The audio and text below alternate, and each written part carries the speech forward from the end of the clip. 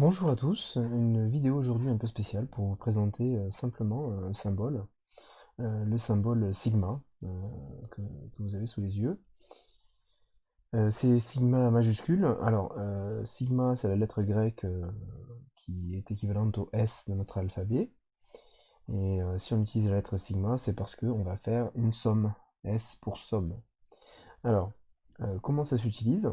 Eh bien, ça va s'utiliser en introduisant un compteur autour de ce symbole-là. Alors par exemple, si j'écris ça, voilà. Alors ça veut dire quoi? Ça veut dire somme des cas. Voilà, somme des cas. Alors, le problème c'est que quel cas? Eh bien, pour mieux comprendre et pour préciser la somme, en fait, on va dire quelle valeur prend le compteur. Donc on va expliquer que le cas va de 0 par exemple jusqu'à 7. Voilà. Et ça signifie donc la somme. Donc ça signifie la somme de tous les cas, de tous les entiers k, pour k qui va de 0 jusqu'à 7, en prenant des valeurs entières, sous-entendues. Donc en gros, ça remplace une somme qui serait la suivante. 0 plus 1 plus 2 plus 3 plus 4 plus 5 plus 6 plus 7. Voilà. Bon, vous allez me dire pourquoi avoir introduit un symbole pour quelque chose qu'on sait faire autrement. Eh bien, c'est pour une raison évidente, c'est que là, la somme comporte que un nombre de termes, on va dire, raisonnable, et donc je peux l'écrire intégralement, bien que c'est un petit peu long déjà à écrire de 0 jusqu'à 7, mais si je voulais écrire la somme de tous les entiers jusqu'à... alors, donc, je vais faire la même chose, donc euh, je vais aller jusqu'à, j'en sais rien moi, 127. Et bien là, c'est autre chose. Alors, si j'ai pas mis la lettre, c'est pour vous indiquer que tout à l'heure j'ai choisi K, mais la lettre K n'est pas obligatoire, hein, c'est pas une lettre conventionnelle. On peut changer la lettre, on peut mettre un I par exemple. Par contre, en dessous du symbole sigma, il faudra s'adapter et mettre I allant de 0 jusqu'à 127. Donc là, le problème, c'est que si je voulais l'écrire intégralement, la somme, ben, il me faudrait du temps et de l'espace. Donc du coup, vous comprenez que on le ferait avec des pointillés et du coup c'est pas très joli, c'est pas très élégant. Alors que le symbole, lui, bah, il permet d'écrire ça de façon assez synthétique. Et donc c'est cette symbolique-là qu'on préférera. Donc la lettre, donc comme je le disais, peut être changée à volonté, hein, c'est une lettre muette, on va dire. Et donc voilà comment ça fonctionne. Alors après, je peux donner d'autres exemples. Ça peut servir dans les suites, par exemple.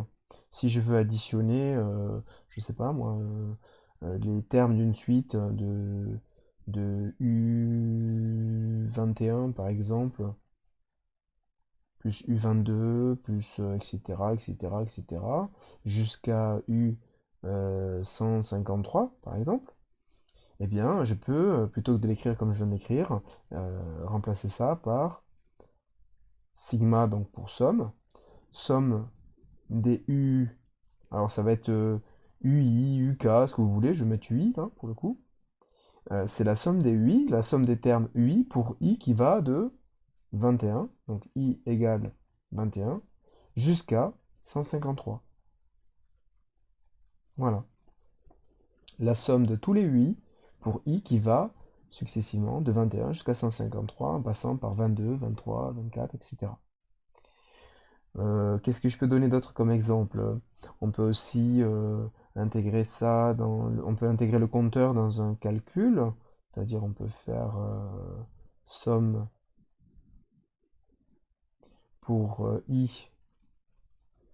On peut mettre J aussi, hein, on le voit des fois, J, allant de 1 jusqu'à... euh, eh ben on va mettre N, tiens, pour montrer que si on veut, on peut aussi mettre, on peut mettre du variable dans l'histoire. On va mettre des 1 sur J, par exemple, ou 1 sur J carré, allez. Alors ça signifie quoi? Ben, c'est la somme des 1 sur j carré pour j qui va de 1 jusqu'à une valeur entière n. Alors évidemment, hein, le compteur ne prend que des valeurs entières. Donc ça veut dire 1 sur 1 au carré, première valeur que veut prendre le j, plus 1 sur 2 au carré, plus 1 sur 3 au carré, et ainsi de suite, jusqu'à ce qu'on arrive à la dernière valeur, 1 sur n au carré. Voilà. Donc le j, ici, on le retrouve dans le calcul 1 sur j carré. On fait la somme de tous les 1 sur j carré avec le j qui va varier de 1 jusqu'à n, en prenant toutes les valeurs entières de 1 jusqu'à n.